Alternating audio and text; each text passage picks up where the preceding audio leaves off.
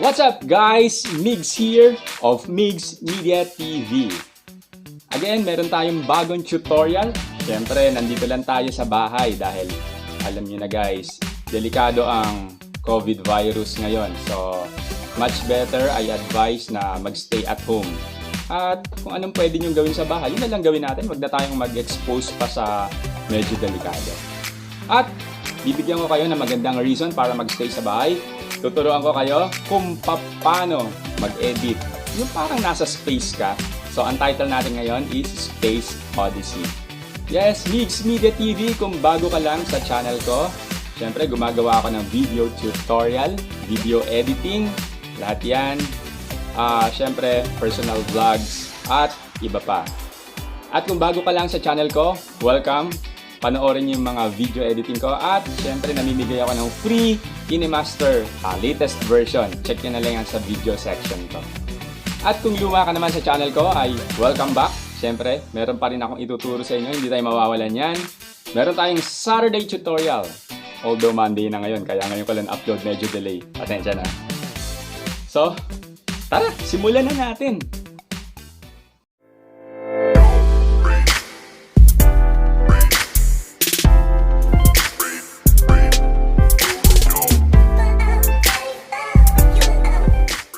Ayan guys, ang aking intro. So tutorial time, tuturuan ko kayo ng basic video editing na tipong I'm sure magugustuhan ninyo. You won't regret, so don't skip, panoorin nyo lahat at para matuto rin kayo. Shoutout nga pala sa mga estudyante na nag-subscribe sa akin. Ang dami nyo nag-message sa akin. Ay nako, you guys rock! So tara, game! Yes guys, let's start our tutorial with our setup. Syempre, green screen, background, chair, cellphone holder, and tripod. Ayan po ang setup natin. At ayan po ako with our green background. And aside from that, syempre yung mga accessories po natin with the green background. And syempre, pinicturean ko na lang po yung key at eyeglass. Gamitin na po natin ang ating Kinemaster. Kung gusto nyo makuha ng libre ito, ay click nyo lang po yung nasa taas. So now, start na po tayo. Simulan po natin ang paglagay ng video ko having a green background. And after po nyan, ay i-crop po natin para matanggal po yung mga hindi kailangan sa video. Then after that is i-activate po natin ang ating chroma key. Napakaganda ng Kinemaster, ganyan lang po kasimple, kayang-kaya. Wala na po ang green background, so purely ako na lang po yan. Kung makikita nyo po, wala pa po tayong background, so clear black, lagyan po natin ng space, shuttle background. Enlarge lang po natin, kung makikita nyo wala na po ako. Natabunan. So, send to back lang po natin yung file para lumabas po ulit ang picture ko. Kung mapapansin nyo guys, ay nothing special dyan sa video na yan, kaya lalagyan po natin ng special effects para maging realistic. So pinindot ko po yung key icon sa left side para magalaw ko na po siya. So since nasa space po tayo, iti-tilt po natin yung video. So tilt, then enlarge.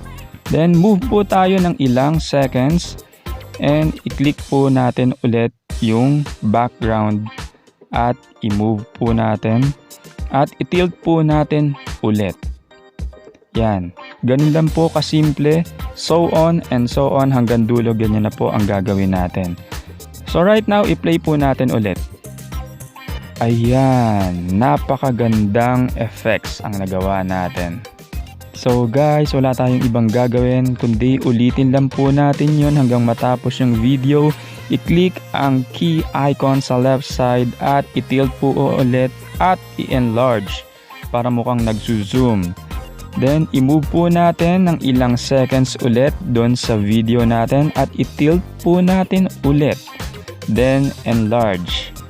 Siyempre, after nyan, ganun po ulit. Last but not the least, i-move po natin ng ilang seconds ulit yung video at i-tilt po ulit. Then, enlarge. So, play na muna natin kung gaano kaganda ang effects na nagawa natin para makita din natin.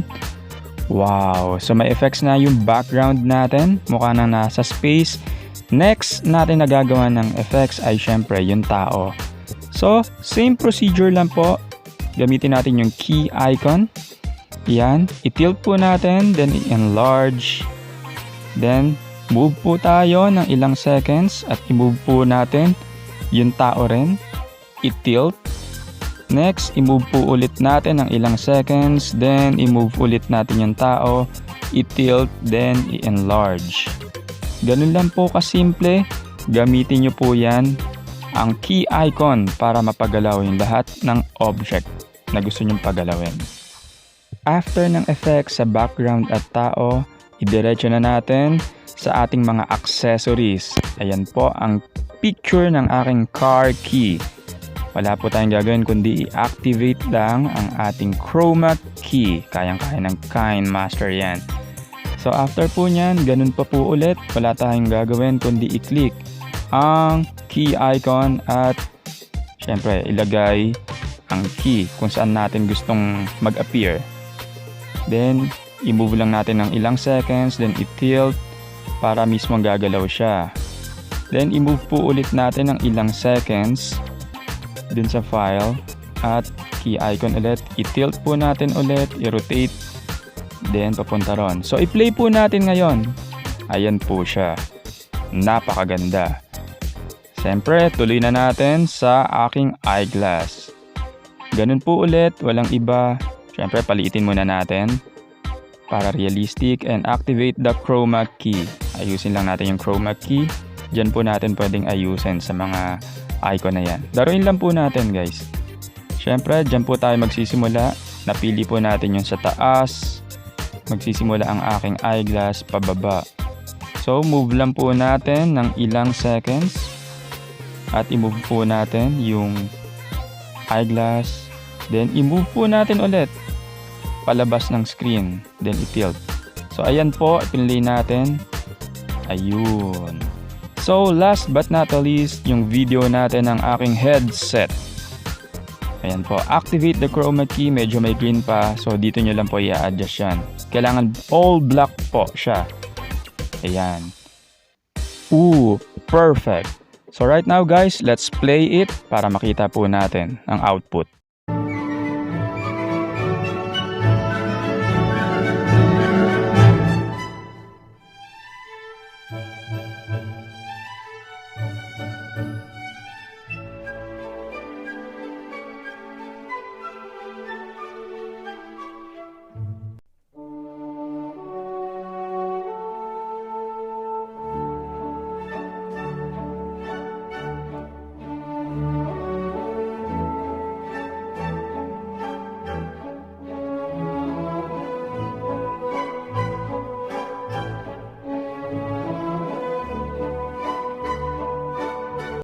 Ayan guys, panibagong tutorial na naman ang natapos natin.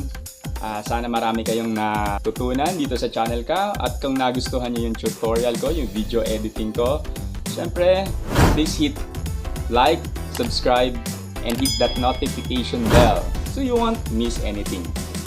At syempre, may dalawang nag-message sa akin. Shoutout nga pala sa inyong dalawa. Eto kayo. Ayan. Always stay connected. Always stay connected para lagi kayong matututo. Lagi kayong matuturuan. Yes guys, ayan po yung tutorial ko. Kung may tanong po kayo ay message me lang sa description box kung meron kayong gustong matutunan or medyo gustong i-clarify. Nandito lang po ako.